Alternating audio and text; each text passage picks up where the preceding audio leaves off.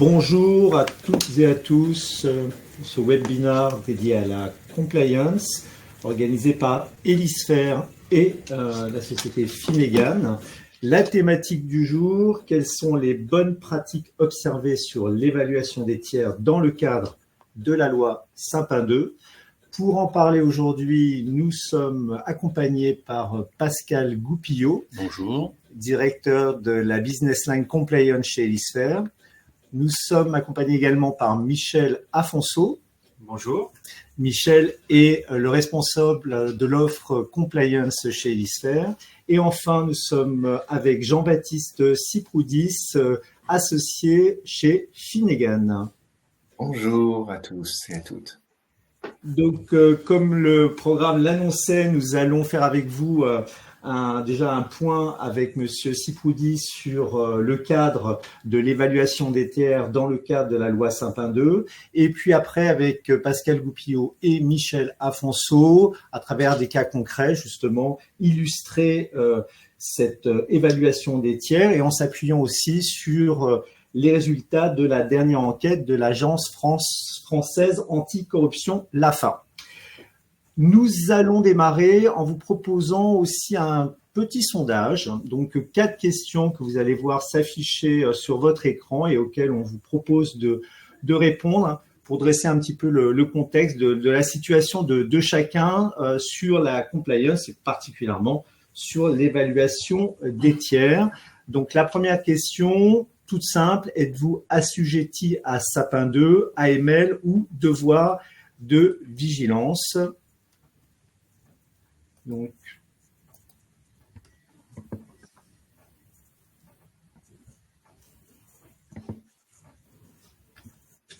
c'est parti. Vous devez voir arriver la première question. On laisse quelques secondes pour y répondre.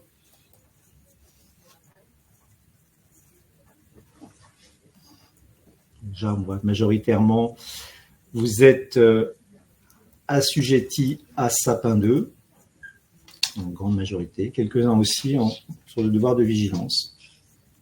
Un peu sur email, mais essentiellement sur Sapin 2. Deuxième question, avez-vous une solution digitale sur l'évaluation des tiers?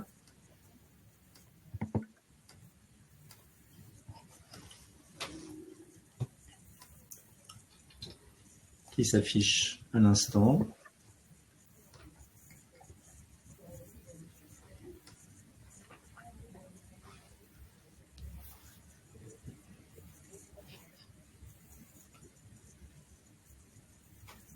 Donc pour l'instant, vous êtes un peu plus nombreux à avoir une solution digitale dans vos outils.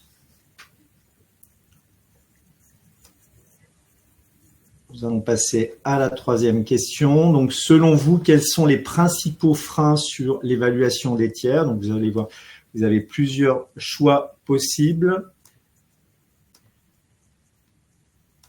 La question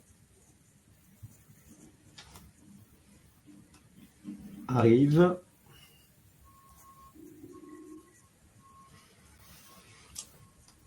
Donc, plusieurs choix vous sont proposés.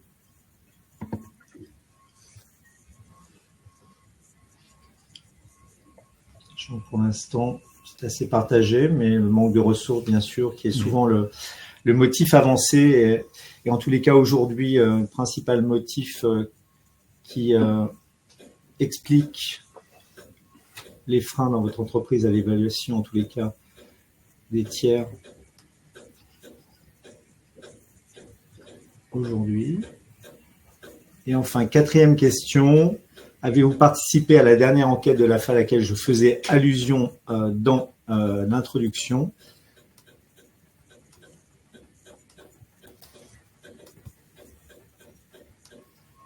La question va apparaître.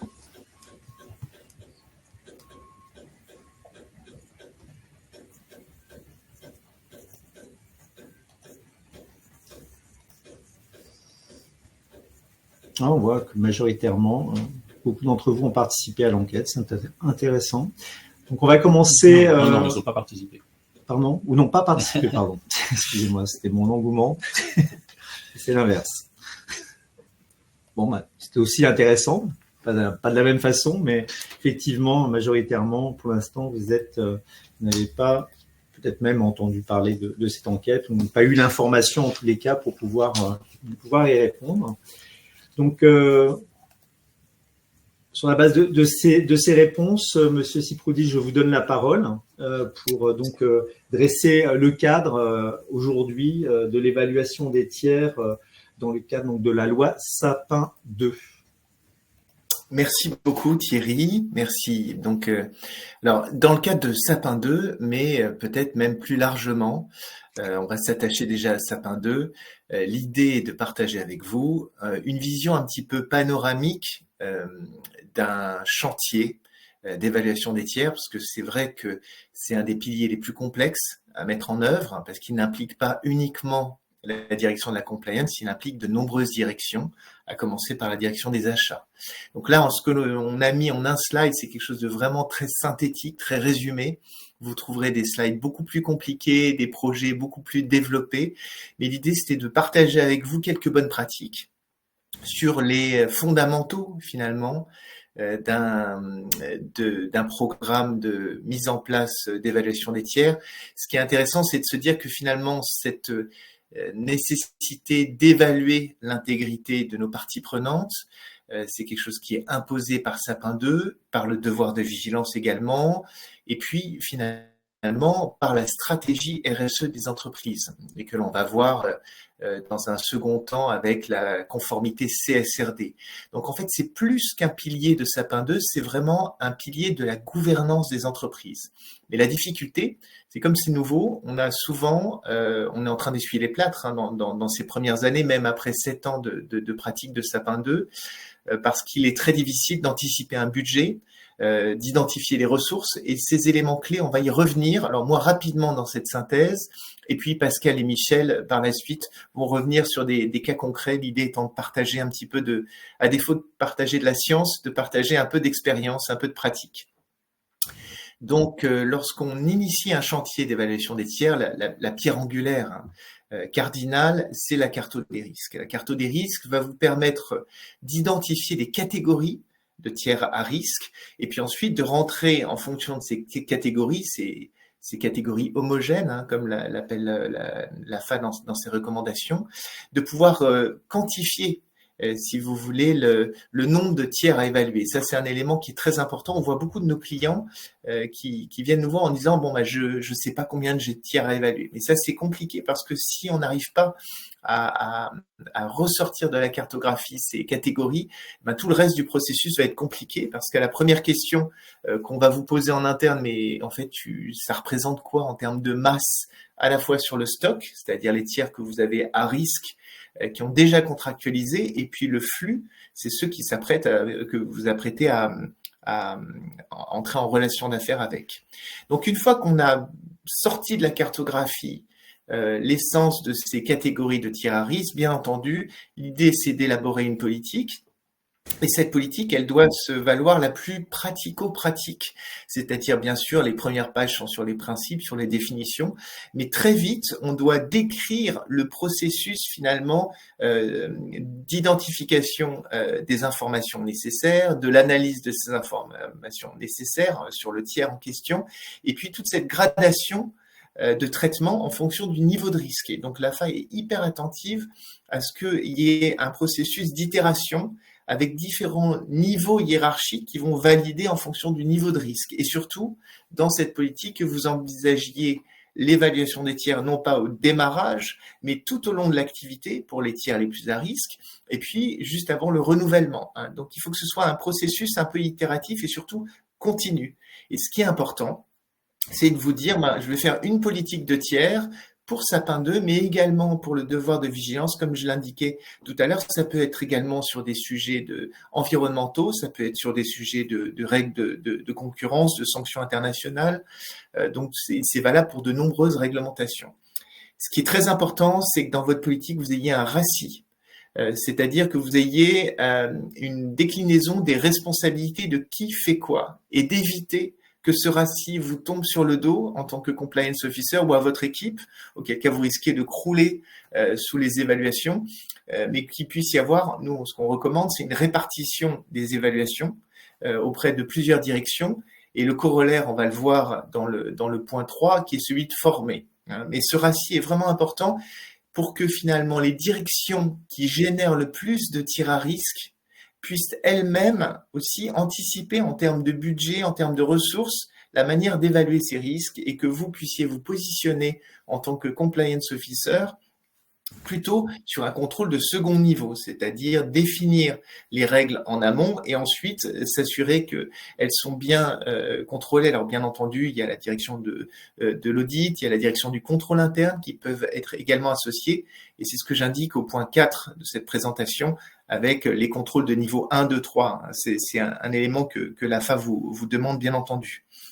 Et à partir de cette quantification du nombre de tiers à évaluer et puis des différentes directions qui vont être impliquées, ce qui est très important, c'est de choisir une solution ergonomique. Michel et Pascal vont vous en parler avec Elisphère, ils sont bien placés pour vous en parler. Et également le temps de traitement du tir à risque. Et alors c'est quelque chose qui est difficile à évaluer en amont. Il faut faire parfois des tests, du pilote sur peut-être un petit nombre de tiers.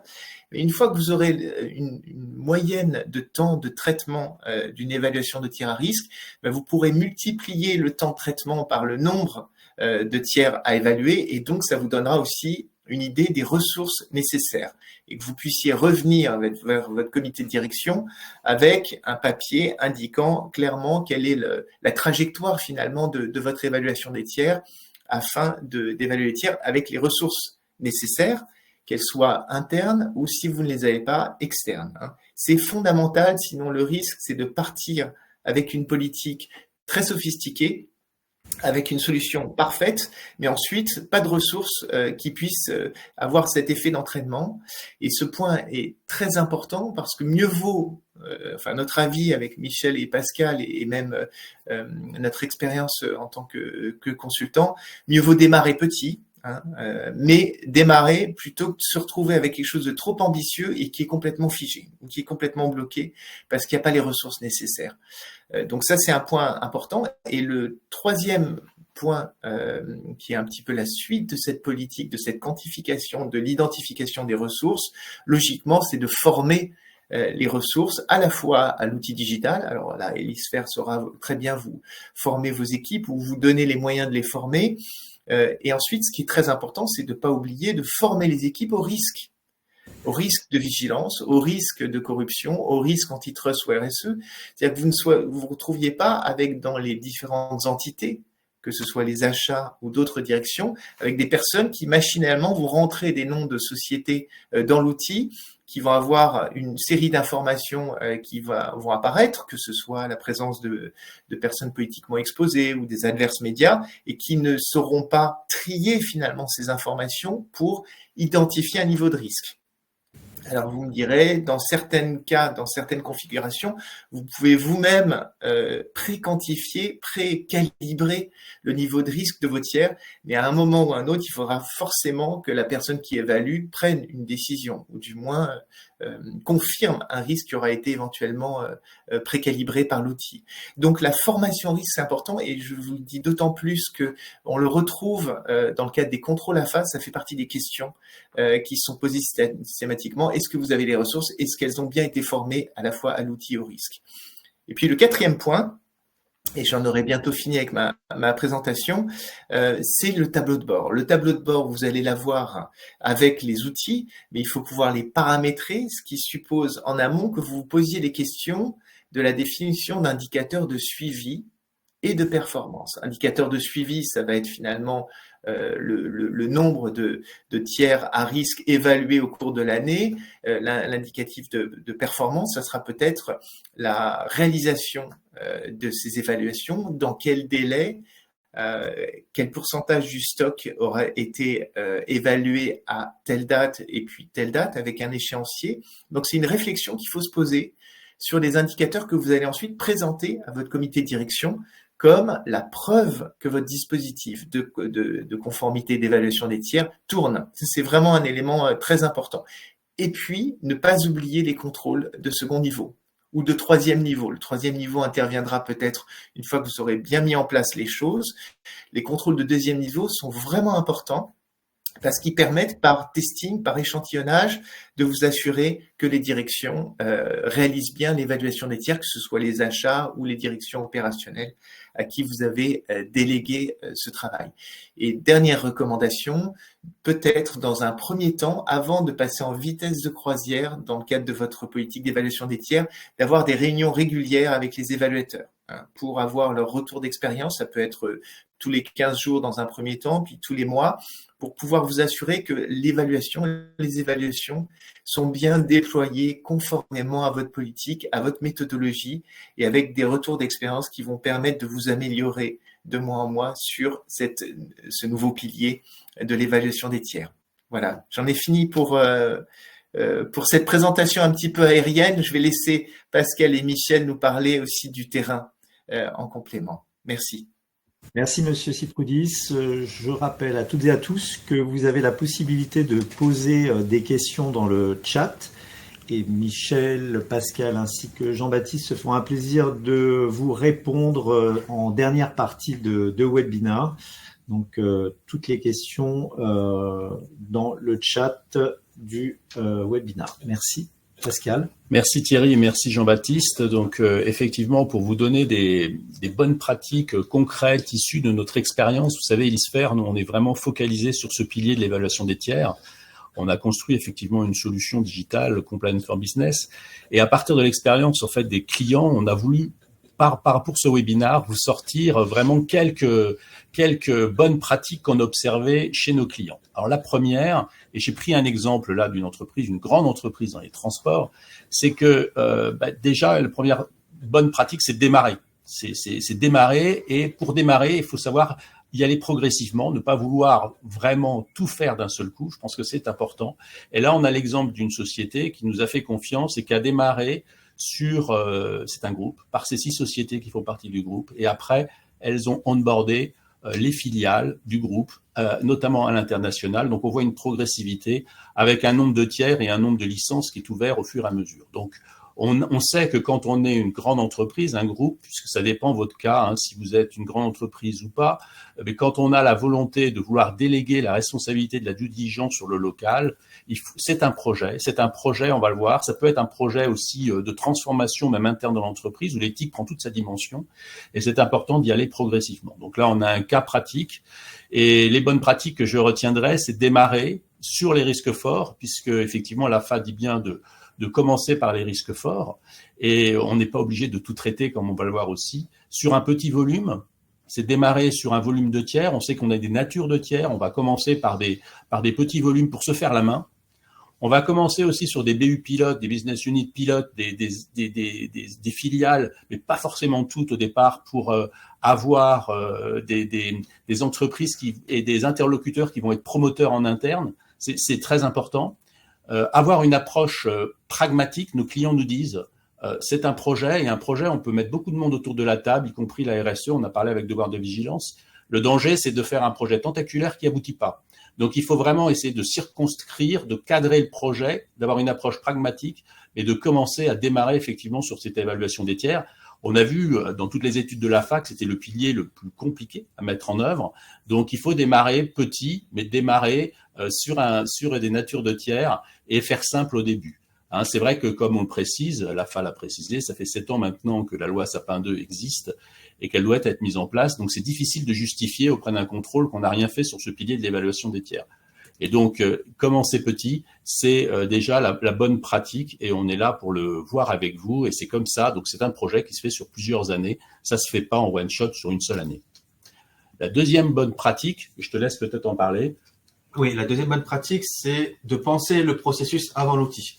Souvent, en effet, on sait que la digitalisation des outils et des processus d'évaluation va permettre de monter en charge et de traiter des volumes plus conséquents en termes d'évaluation des tiers. Mais un outil choisi sans penser au processus au préalable. C'est un outil qui sera au mieux pas adapté à votre contexte, mais au pire qui ne va pas couvrir vos besoins et vos enjeux. Et là, on a deux risques en fait. On a le risque de ne pas protéger suffisamment bien l'entreprise parce qu'il n'est pas adapté aux risques auxquels est confrontée votre entreprise, votre organisation. Et le deuxième risque, c'est d'avoir un outil qui est surdimensionné pour vos risques justement et qui va vous faire perdre du temps, gaspiller des ressources inutilement et faire de la surconformité. Donc c'est vraiment très important de prendre un peu de temps, prendre un peu de recul pour justement poser ce processus et poser ce processus de manière, on va dire, assez détaillée. Puisque l'idée, le premier slide, le premier schéma en haut à gauche avec les ronds, c'est la manière dont généralement nous on explique Elisphère les grandes étapes d'une évaluation. Donc on parle de la catégorisation du risque, ensuite de la phase de collecte des informations, qui suit une phase d'évaluation, de structuration du risque pour identifier les facteurs de risque, une phase après de recherche des atténuations, puisqu'encore une fois, le but c'est pas d'être binaire et de dire c'est rouge et je n'y vais pas. Il y a toujours des atténuations, des mitigations qui peuvent être trouvées pour mettre en phase les bons plans d'action pour maîtriser le risque. Encore une fois, le but de Sapin 2 n'est pas de refuser de travailler avec des tiers, mais de trouver les bonnes conditions, de trouver le contexte dans lequel la relation va pouvoir se faire convenablement. Et ensuite, il y a le suivi continu de la décision. Donc, est-ce que j'y vais ou j'y vais pas? Et surtout, quelles atténuations et plans d'action je souhaite mettre en place. Et justement, là, il y a un dialogue parce qu'il y a les recommandations, puisque généralement, donc, ce qu'on observe, c'est que dans toutes les entreprises, la conformité met en place des recommandations. Derrière, il y a ce que l'opérationnel va réellement mettre en place face aux contraintes du terrain. Et il va y avoir une phase de suivi continu où on va pouvoir pousser des informations. Et il y a tout le temps aussi des phases de revue périodique parce que les notifications en push, des fois, laissent passer des informations. Et donc, il faut toujours aussi se remettre en place une phase où on va, quoi qu'il arrive, faire une voiture balai pour reprendre tout le processus et potentiellement re-rentrer dans une phase d'évaluation classique. Et la deuxième partie, c'est le deuxième schéma. C'est un schéma vous pouvez trouver dans le guide de l'AFA à destination des PME et des ETI, qui justement montrait qu'il y avait cette même bonne pratique de commencer par mettre en place un logigramme. Mais j'irai plus loin à la limite que cette AFA, que ce que l'AFA a fait dans ce schéma, puisque elle a mis en place en effet un logigramme avec des grandes actions, mais pas suffisamment opérationnel. Et il est important dans chaque case, de détailler quelles étapes, quels processus de traitement de manière opérationnelle vont être liés à chaque action. Donc, par exemple, si à un moment on établit qu'il est nécessaire dans certains cas, de faire une analyse de l'intégrité des tiers, une analyse de la réputation, eh bien, il ne faut pas s'arrêter à cette case dans le logigramme, mais prévoir que de cette étape, il va y avoir des cas où il y aura des correspondances, des cas où il n'y aura pas de correspondance, d'avoir une matrice d'acceptabilité derrière chacun de ces traitements. Donc, il y a une correspondance. Quelles actions pour vos utilisateurs et quelles actions vos utilisateurs vont devoir mettre en place et quel profil des utilisateurs vont devoir mettre en place ces actions. Ensuite, une fois que on a trouvé que c'est un vrai ou un faux positif, eh bien, si c'est un vrai positif, quelles mesures d'atténuation sont possibles? Bien entendu, il n'y a pas de règles préétablies. Il faut être suffisamment souple et vous ne pourrez pas tout prévoir. Mais globalement, il faut vraiment avoir un processus qui va jusqu'au bout et qui est opérationnel sur les actions qui sont mises en place. Quitte à derrière se rendre compte que certaines actions sont trop importantes pour les ressources que vous avez et du coup prioriser, notamment toujours en fonction du risque. À ce stade-là, on peut faire en effet un processus qui est assez complet et se rendre compte que le processus est trop gros ou par rapport aux volumes qui sont à traiter ou trop important par rapport aux ressources disponibles. Et là, il sera toujours temps de dire je vais prioriser. Encore une fois, le but c'est de démarrer plutôt que d'avoir le processus très ambitieux qui va aboutir à la décision. Et donc potentiellement se concentrer sur une partie de ce processus cible pour démarrer et aller, surtout le juge de paix ici, c'est gérer vos risques forts. Et donc travailler de manière itérative. Une troisième bonne pratique, c'est d'utiliser une solution digitale la plus simple possible. Donc la solution digitale, il y a un livre blanc qui a été fait sur l'évaluation des tiers et qui est très bien fait, qui recommande effectivement l'équipement d'une solution digitale par rapport au nombre de tiers qu'on a traités, par rapport à le fait de pouvoir agréger de la data et concentrer toute la data sur les tiers, et le fait aussi d'équiper, d'aider les opérationnels. Là, on a l'exemple, bien sûr, de Compliance for Business, où on a cherché en 1 minute de pouvoir déjà avoir un score conformité sur le tiers, en agrégeant toute la data et en fournissant déjà des éléments. En fait, on met la complexité dans la solution plutôt au paramétrage avec le Compliance Officer pour permettre à l'opérationnel de gagner du temps. Ce qui est très important dans ce qu'on entend à chaque fois des opérationnels et du terrain, c'est il faut une solution qui est rapide, efficace. À chaque fois qu'on monte notre solution, les clients veulent voir si c'est rapide, efficace. Bien sûr, ça doit être juste. Bien sûr, ça doit avoir la bonne profondeur d'information. Et ce qui est recherché aussi, c'est des workflows. Finalement, c'est ce qu'on a créé dans cette nouvelle version qu'on pourrait vous présenter. Donc, on a mis en place des workflows. Ça n'existait pas dans la première version. Et là, on a une société importante du secteur de l'audit et du conseil qui nous a demandé d'aller dans ce sens-là et qui a donné lieu à notre nouvelle version qui est très importante pour guider les utilisateurs. Ce qui est important aussi, qu'on a noté au niveau de l'AFA, notamment sur l'enquête qui a été faite, c'est d'archiver les tiers inactifs. Donc, une solution digitale doit permettre d'archiver aussi les tiers inactifs, et de pouvoir peut-être aussi même désarchiver derrière, si on veut remettre un tiers ou une évaluation.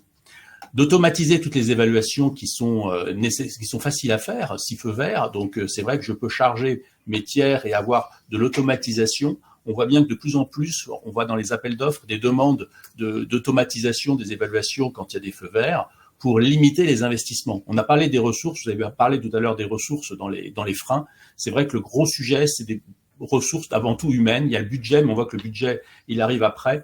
Et ce qui est nécessaire, c'est vraiment d'essayer de faciliter le temps des équipes. Ça peut être le compliance officer et son équipe, mais ça peut être aussi des opérationnels si la due diligence est faite au niveau local. Donc voilà, donc nous, on va vraiment chercher à faire ça. On a des demandes, par exemple, aussi très opérationnelles de clients qui nous ont demandé d'envoyer les questionnaires en masse dès le démarrage, nous fournissent le stock et d'envoyer les questionnaires. Pourquoi ? Parce que comme ça permet d'avoir plus rapidement les résultats. Et puis aussi, ce qui nous est demandé, c'est souvent de pouvoir tester la solution avant d'acheter. Et donc ça, c'est valider finalement l'ergonomie, on va dire en français, de la solution. Donc effectivement, une des bonnes pratiques, et c'est mis aussi sur les résultats de l'enquête, c'est de s'équiper d'une solution digitale. Il y en a plusieurs sur le marché. Et bien évidemment, on peut vous faire une démonstration de notre solution Compliance for Business. Le point après qui est très important, on parle de formation, mais la formation aussi c'est ressorti dans les bonnes pratiques de l'enquête de l'AFA, c'est le soutien des opérationnels. C'est très important et comme c'est un projet de transformation quelque part, il ne faut pas oublier de donner du sens. Ça, on peut vous aider à le faire, mais c'est vraiment le rôle du client de communiquer et de donner du sens par rapport à ce que doivent faire les opérationnels. Les opérationnels, c'est pas forcément leur métier de faire ça. On le demande à des acheteurs, des gens peut-être du commerce, de faire l'évaluation des clients et des fournisseurs. Il faut donner du sens sur cette action. Il faut former les utilisateurs. Et là, c'est vrai que nous, on a un rôle parce qu'on forme à la solution. Donc, on va former les utilisateurs à la compliance à travers la solution. C'est de votre part aussi d'apporter du support. Donc, du support auprès des opérationnels, mais notamment sur l'évaluation des tiers à risque élevé. On nous a demandé de mettre en place un workflow dans la solution pour permettre de basculer sur l'équipe en charge de des compliance officers pour pouvoir aider les opérationnels sur les risques élevés. Et ça permet aussi de maîtriser aussi le traitement du risque et d'apporter des microprocessus d'action formalisés en différenciant le stock et le flux. Donc, c'est important aussi parce qu'on va commencer par le stock, mais après, il y a le flux. Voilà, donc la bonne pratique, c'est vraiment d'aider les opérationnels et en cas de doute, parce que les opérationnels, en fait, sont pas forcément très aguerris avec la conformité, c'est d'être présent pour les aider. Soutenir les opérationnels, un point important. Et après, un des points, on a parlé un peu de budget, c'est pas apparu en majeur là, mais c'est important, on le sait pour nos clients, c'est de dépenser utile et savoir sous-traiter. Alors, sous-traiter, c'est forcément du budget quand on sous-traite et qu'on demande de faire donc on a des solutions comme le rapport intégrité chez nous et Finnegan aussi propose des solutions. Mais notre solution, en fait, va permettre de décider de la profondeur de contenu en fonction du tiers. Et donc, notamment, on parle beaucoup de bénéficiaires effectifs. Donc, aller chercher du bénéficiaire effectif à jour, quand il y a un risque fort, c'est nécessaire. Et on est capable, bien sûr, de l'apporter. Et on met ensuite sous surveillance. Donc, c'est différencié.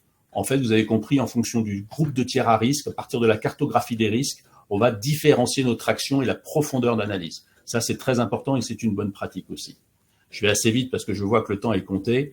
Et je te laisse terminer par rapport à ce dernier slide. Et une dernière partie, c'est vrai que souvent, alors il y a un biais dans le fait que forcément nos clients ou prospects viennent nous voir pour être aidés sur l'analyse de la réputation. C'est vrai que la réputation aujourd'hui représente une part non négligeable de ce que souhaitent mettre en place les utilisateurs, puisque c'est quand même le proxy ou le signal faible de risque de corruption le plus fort. Si une entreprise a déjà été impliquée dans des affaires, la probabilité que vous soyez mêlé est une partie importante. Mais la bonne pratique, c'est aussi de ne pas forcément réduire la notion d'intégrité au sens sapin D uniquement à la réputation et donc au fait est-ce qu'il y a des negative news, est-ce qu'il y a des personnes politiquement exposées ou autres, puisque il y a énormément de signaux faibles qui sont tout à fait pertinents dans la détection de la corruption qui vont au-delà des negative news. Et donc sur cette slide, vous avez sur le schéma en haut à droite de l'écran, en fait c'est les facteurs justement qui ont été repris qui sont utilisés aujourd'hui par les assujettis sapin 2 pour les risques forts par vos pairs, et d'ailleurs il y a 10% de nos auditeurs aujourd'hui qui ont participé et qui ont sélectionné certains de ces choix-là. Et vous voyez très clairement que c'est vrai que la réputation, alors vous le voyez pas parce que c'est petit, mais globalement ça se concentre beaucoup sur la réputation et les PEP, mais il y a d'autres facteurs à mettre en parallèle et qui sont utilisés par des proportions nettement moins importantes en termes d'usage, qui sont est-ce que le fournisseur est par exemple en situation de dépendance, il y a d'autres schémas, et donc dans votre processus d'évaluation qui ne peut être des fois hors de la plateforme, il faut aussi prendre en compte ces indicateurs et les traiter parce qu'ils peuvent être déterminants dans la détection de la corruption en interne. Et ces indicateurs, ils peuvent se faire dans l'outil interne d'évaluation des tiers, mais ils peuvent aussi se faire dans d'autres outils qui peuvent être votre CRM, votre outil, votre processus de formation de vos utilisateurs. Mais ce qui est important, c'est de les tracer. Et dans votre procédure d'évaluation des tiers, de dire, cette partie-là, cet indicateur-là, je vais l'identifier non pas au travers de l'évaluation menée à l'intérieur de ma plateforme digitale, mais également via d'autres étapes. Et les deux étapes, les deux images que vous verrez à gauche et en bas à droite, elles sont tirées encore une fois du guide pratique de l'AFA à destination des PME et des ETI. Et en fait, vous voyez que en bas à gauche, il y a plusieurs facteurs de risque qui peuvent être prédicteurs ou qui peuvent être un signal fort de détection de la corruption en amont pour anticiper cette pratique. Et en fait, sur les 8 points qui sont mentionnés par ce diagramme, il n'y en a que 2 qui sont liés au fait d'être PEP ou au fait d'avoir de l'adverse média. L'autre point, c'est l'illustration pratique qui est faite dans ce même guide par l'AFA d'un signal fort de risque qui au final ne passe pas du tout par est-ce qu'il y a eu des negative news, mais par le fait plutôt que c'est un intermédiaire qui en plus était de la famille de votre tiers qui mettait à risque l'entreprise et la pratique n'était pas du tout détectable par un screening et sur du negative news, mais plutôt par d'autres indicateurs plus qualitatifs qui devaient être remontés par l'évaluation et au travers par exemple d'un questionnaire ou d'une analyse qualitative par vos utilisateurs. Donc ça c'est un point très important qui peut être au début mis de côté encore une fois pour aller faire simple, mais dans le temps il faut être très très très vigilant à intégrer petit à petit ces indicateurs qui vont au-delà de la réputation parce que c'est comme cela que vos outils gagneront en pertinence et en capacité à détecter les faits de corruption. Et encore une fois, point important, ils peuvent être au début outsourcés et dans d'autres outils. Après, le sens de l'histoire, c'est de les rapprocher petit à petit dans votre outil d'évaluation des tiers qui centralise cette évaluation des tiers pour aussi y apporter de la traçabilité qui est cher à la fin, mais le principal point au début qui doit guider votre choix, c'est la performance, la capacité à prévenir les risques, et dans un second temps, on va dire la capacité à tracer et à avoir un processus lisible et auditable, même si ça vient très vite en termes de priorité. Merci messieurs pour ces interventions. Alors on a une première question, peut-être pour vous, monsieur Siproudis. Comment faire un lien entre la dépendance économique, par exemple, et la corruption? Alors, c'est une bonne question. Et c'est une question en fait qui vient à l'intersection de la corruption et du droit de la concurrence. L'aspect dépendance économique, il y a le risque d'abus de dépendance économique qui est effectivement sanctionné par le droit de la concurrence. C'est un facteur qui est souvent peu connu des entreprises, du moins des entreprises qui n'ont pas été soumises à des investigations de la DGCCRF ou de l'autorité de la concurrence. C'est un paramètre à prendre en compte qui est vraiment intéressant. C'est jusqu'à quel degré de chiffre d'affaires, pour ceux qui ne connaissent pas cette qualification, vos fournisseurs sont dépendants finalement de vos commandes, avec le risque finalement vous puissiez en abuser. Donc ça va être davantage en termes de paramétrage avec votre direction des achats, si vous en avez une, sur un certain nombre de règles que vous allez pouvoir établir pour avoir finalement un seuil d'alerte qui va vous dire tel ou tel fournisseur réalise plus de, admettons, 70% de leur chiffre d'affaires avec vous, et ce depuis plusieurs années, et de vous poser la question pour chaque fournisseur, finalement, si le fournisseur a des moyens de se retourner si vous décidez finalement d'interrompre le contrat. Mais là, c'est vraiment effectivement très intéressant d'intégrer, de profiter finalement du levier de Sapin 2 pour intégrer d'autres risques de sanctions. J'espère vous avoir... Justement, dans les outils, ça peut être intéressant de faire cette dépendance économique. En tant que telle, elle ne présente pas un risque. C'est pas un facteur qui explicitement va dire il y a un risque de corruption. Par contre, elle doit amener des analyses de niveau 2 qualitatives, des croisements d'informations, et peut-être que justement le fait de le faire ressortir dans votre plateforme d'évaluation des tiers va amener l'utilisateur à croiser cette dépendance économique avec d'autres informations comme la justification. Est-ce que cette relation d'affaires est clairement justifiée ou potentiellement, du coup, elle est induite par cette dépendance économique. Donc, la dépendance économique ne va pas être une problématique en tant que telle, mais va vous amener à faire des croisements d'informations, des vérifications supplémentaires du fait de l'apparition de ce facteur de risque. On a un peu la même chose avec les difficultés économiques. On est traditionnellement dans l'analyse de la solvabilité de ses clients, et beaucoup de nos utilisateurs veulent voir le risque économique dans la plateforme pour avoir, on va dire, une gestion des risques à 360, donc savoir qu'il y a un risque économique. Mais cette entreprise qui serait fragile va surtout amener un questionnement d'un point de vue corruption de qu'est-ce qui nous a amené, nous, en tant qu'entreprise, à travailler avec cette entreprise fragile? Est-ce qu'il y a une justification très pragmatique que, par exemple, c'est la seule entreprise à produire cette prestation et donc qui est primordiale et critique pour mon processus de production interne? Ou est-ce que, encore une fois, potentiellement, j'ai pu abuser de cette situation ou être soit corrompu, soit être… donc voilà, ce sont des facteurs, des proxys qui vont permettre d'amener l'analyse sur d'autres critères, d'autres croisements d'informations, souvent qualitatifs, via des questionnaires, et d'où l'intérêt de les faire remonter dans l'outil pour tracer après que la vérification induite par ce facteur de risque a bien été traitée dans votre dispositif d'analyse.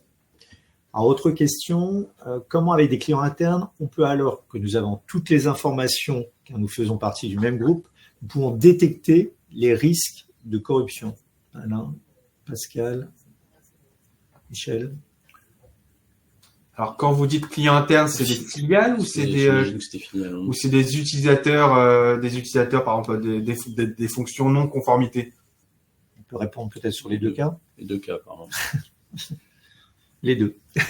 Je peux peut-être commencer, Michel et Pascal, et vous relaisser la parole. En fait, lorsque le dispositif d'évaluation des tiers a pour objectif d'évaluer le risque de vos tiers, Donc, a priori, ce ne sont pas vos clients internes au sens collaborateur. Là, pour évaluer le risque de corruption, on va davantage s'appuyer sur des profils de collaborateurs internes à risque ou exposés.